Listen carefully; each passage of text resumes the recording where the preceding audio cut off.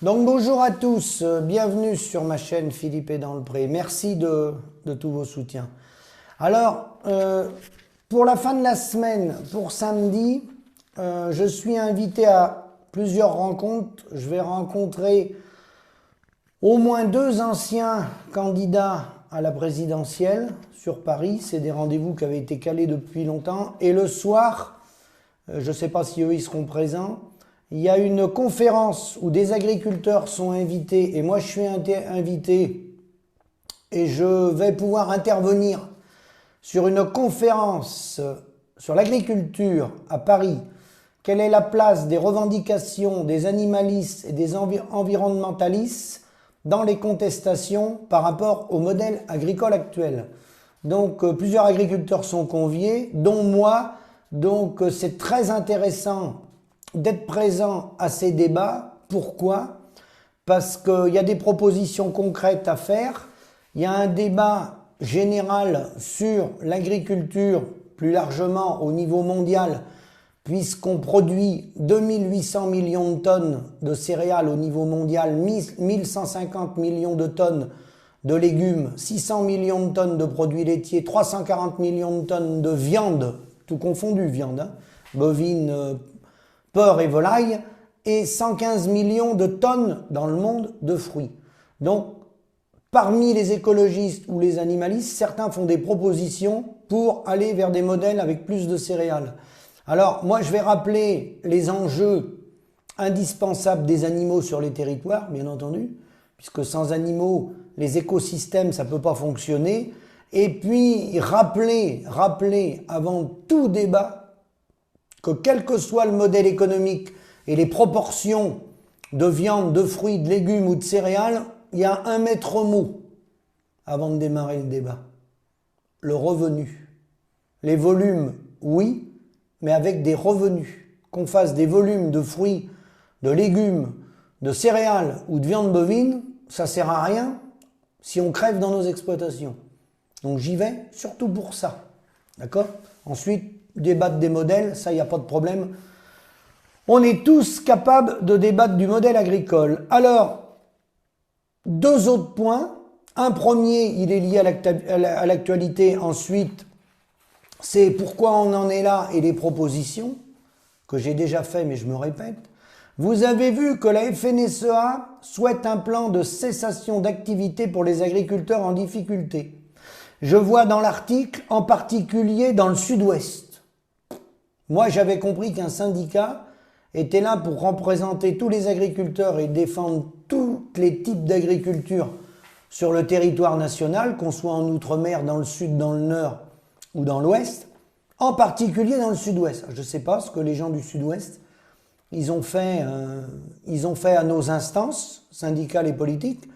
2 jours plus tard, ils reprenaient ce thème lors d'une conférence de presse consacrée au congrès annuel de la FNSEA qui débutera, donc qui a débuté à l'heure où je parle, le mardi 26 mars à Dunkerque.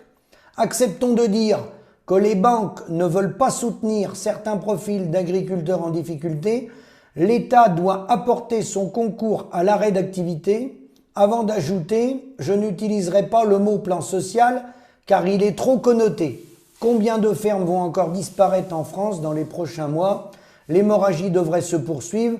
Quand on sait qu'entre 2010 et 2020, bien sûr, on a perdu 100 000 fermes, on est à 389 000 à peu près, pas exploitation agricole, 389 000 exploitants.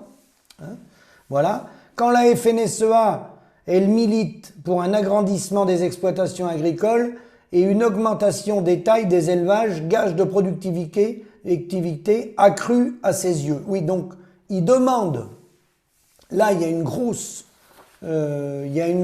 entourloupe, parce que si vous voulez, la stratégie du syndicat, il y a eu des très bonnes choses de fait, je pense notamment au statut du fermage, qui avait été faite par la profession, le syndicat, mais vous remarquerez qu'ils ont conduit un schéma départemental des structures après-guerre, ils ont fait la chasse aux agrandissements, ou plutôt ils ont malheureusement dans certains départements réparti les terres aux petits copains. Donc, ils venaient embêter un gars qui voulait s'agrandir de 3 hectares ou de 10 hectares. Et puis d'autres faisaient des installations déguisées avec leur fils ou passaient par la SAFER pour racheter des fermes et ils rachetaient des 80 ou 100 hectares d'un coup. Et d'un côté, le syndicat ne s'en cache pas. Ils disent la ferme à Martine, c'est fini, ils sont pour les agrandissements.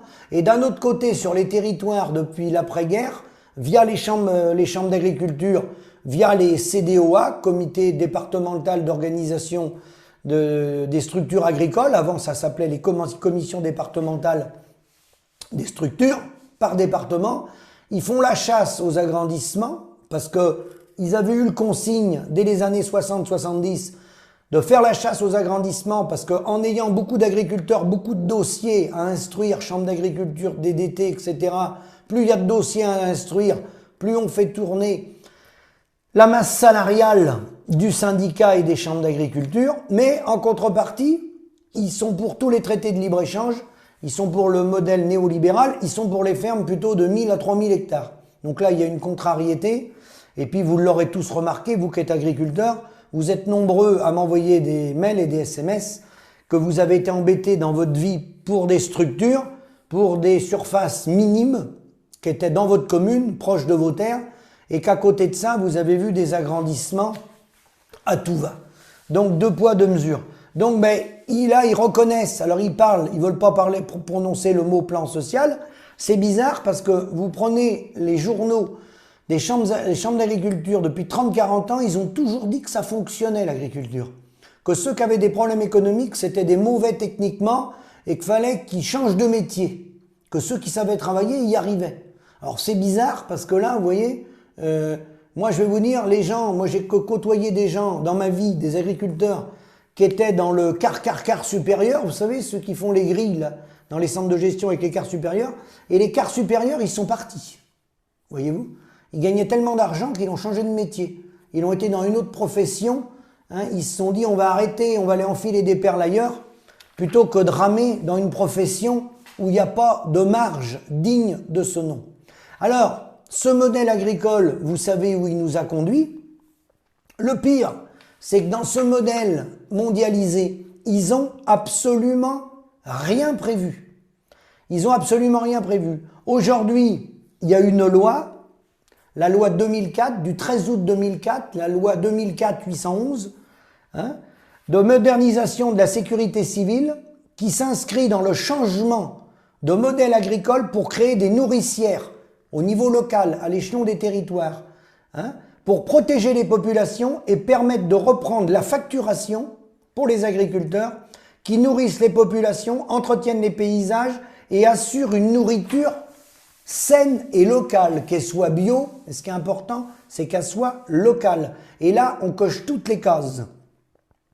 Bien entendu, le modèle agro-industriel est contre ce modèle-là, donc il n'y a rien de prévu en cas de conflit majeur, en cas, vous avez vu ce qui s'est passé pendant le Covid, rappelez-vous, on n'avait pas interdit, on n'avait pas fermé les restaurants routiers pour que les camions puissent circuler pour amener la marchandise, car peuple qui a faim n'a pas d'oreille, comme vous le savez. Et là, ça serait la révolution. Il faut savoir qu'à partir de la 73e heure, retenez bien ça, tout pèterait, ça partirait en révolution. Il y a 12 millions d'armes en France, je dis bien à la 73e heure, suivant les villes moyennes ou grosses, il y a de 24 à 72 heures de réserve alimentaire dans les camions frigo, hein. Pas dans les magasins, hein, dans les camions frigo. Donc tout ça pour dire que c'est du grand n'importe quoi. Il faut savoir quand même qu'il y a 800 supermarchés qui se sont retrouvés bloqués en Suède, hein, suite à une cyberattaque. Il faut savoir que le réseau informatique Ciplex des enseignes Leclerc s'est trouvé bloqué également. Ils ne pouvaient plus commander le carburant et le textile. Hein. Ciplex, la plateforme de Leclerc, approvisionne 804 enseignes en France et en Europe. 330 salariés sont rattachés à ce réseau-là, 13 millions d'euros de chiffre d'affaires. Donc dans le cas d'une cyberattaque, hein, ou autre, hein, eh ben, il n'y a plus rien qui fonctionne. Et il n'y a rien de prévu au niveau local. Il n'y a jamais eu d'exercice de sécurité civile. Quand on dit une attaque, ça peut être une attaque de tout genre. S'il n'y a plus de nourriture, les pompiers vont pas se déplacer, le SAMU non plus, les ambulances non plus. Il n'y a plus rien, il n'y a plus d'intervention. S'il y a un accident sur une autoroute ou un avion qui se crache, il n'y a plus rien. Sans nourriture, il n'y a plus rien. La vie, elle est paralysée. Ils n'ont même pas prévu localement un système d'alimentation en cas de conflit majeur. Il faut savoir que, prenons un exemple récent en France, l'affaire Naël. L'affaire Naël, avec tout ce qu'a découlé derrière, toutes les violences derrière, ça a coûté 730 millions d'euros. 730 millions d'euros. Imaginez-vous si demain, il y a une attaque majeure et qu'il n'y a plus de nourriture, comme je vous l'ai dit, peuple qui a faim n'a pas d'oreille.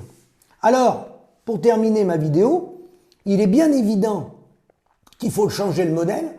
Vous avez compris que ça ne viendrait pas par la FNSEA parce que eux, leur modèle, c'est le business et l'exportation à travers l'argent qu'ils ont mis via les actionnaires d'Unigrain, via le groupe Avril et via InVivo, voilà, où ils sont à travers le monde, et puis après, tout le réseau coopératif, je ne vais pas vous citer toutes les coopératives.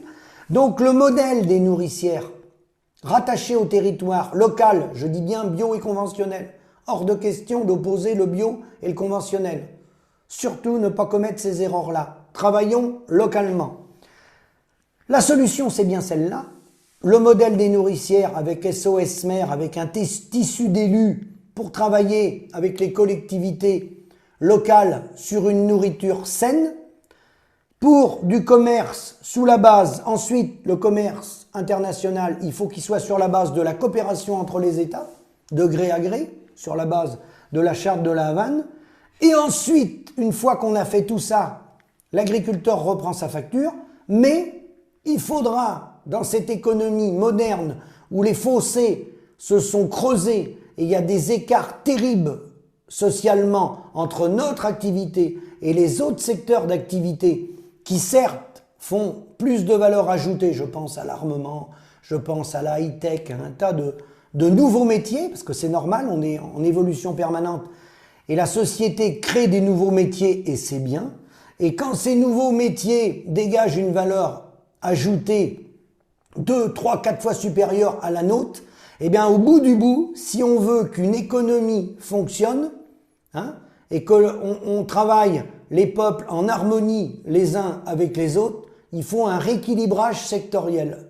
C'est-à-dire que les secteurs d'activité qui font plus de valeur ajoutée, il faut qu'ils viennent compenser les secteurs qui, malheureusement, pour différentes raisons, font moins de valeur ajoutée. Parce que ce qui tue l'agriculture, ce qui tue, nous, on nourrit le peuple, mais le problème, c'est qu'on a une valeur dite d'utilité, qui est l'alimentation, puisque sans alimentation, on ne peut pas vivre, qui est indispensable à la vie. Mais cette valeur d'utilité indispensable à tout être humain a été dépassée par la valeur d'échange. C'est la valeur d'échange qui est tombée dans la financiarisation de l'économie mondialisée. La valeur d'échange a pris le dessus sur la valeur d'utilité. Donc il faut redéfinir dans notre société quelles sont les priorités. Est-ce que manger sainement, c'est une priorité, ou est-ce que la priorité, c'est de tuer l'agriculture, continuer de la mettre en compétition, la délocaliser, comme on a délocalisé les vaccins, les vêtements et tout ça, et faire des ventes d'armes de 3 milliards à Zelensky? Est-ce que c'est ça l'avenir de nos pays européens? De faire du business avec l'armement au détriment de la mise en danger des populations par rapport à l'alimentation indispensable à la vie pour tous les êtres humains tous les jours. Je vous remercie et je vous dis à bientôt.